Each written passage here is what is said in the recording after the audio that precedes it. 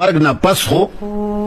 سړی تر قیامت پورې مړ وي. دا خو ملایانو یوه لوبه جوړه کړې ده چې قبر ته لاړ شي بیا به دا کېږي او بیا به داسې وي او بیا به لړمونه وي ماران به وي دا وهل به وي دا غربول به وي دا به وي دا به وي دته بیا جنت ته سوړه کولا وي جهنم ته به سوړه کولا وي او بیا وي چې قیامت مقابله کې غلط چې کوم خلک د امریکا او د خلکو راایستلي دا خلک مولانو ته هم راایستلي په مقابله کې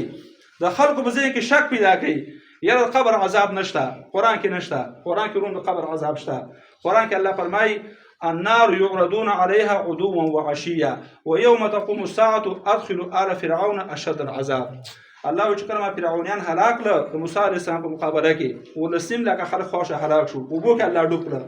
الله تعالی فرمایي چې فرعونیان د فرعون لښکر سار او ماښام ورته پیش کېږي ورته الله وی بلیږي کافرو ويوم تقوم الساعة کله چې قیامت راشي نو ادخلوا آل فرعون اشد العذاب الله فرعونیان وسخ عذاب ته داخل کوي یعنی قیامت راغلی نه دی اوس به ور بلیږي عذاب قبر شکره دا دریم الله راغور پر قبر وګرځاو په قرآن د قبر عذاب ثابت دی دارنګي لما اغرقوا فادخلوا نارا کله چې د نوح علیه السلام قوم هلاک شه الله ورته می داخل کړ قیامت راغلی نه په ور په بلیږي خو د قبر عذاب شه در قرآن روم ثابت دی دیوت او یاره خبر کې چې 2 کروڑ کال او 5 کروڑ کال وي دا ولې الله جهنم ته لېږي دا شک د خلکو په ځای کې د خلکو پیدا کوي ورونو دا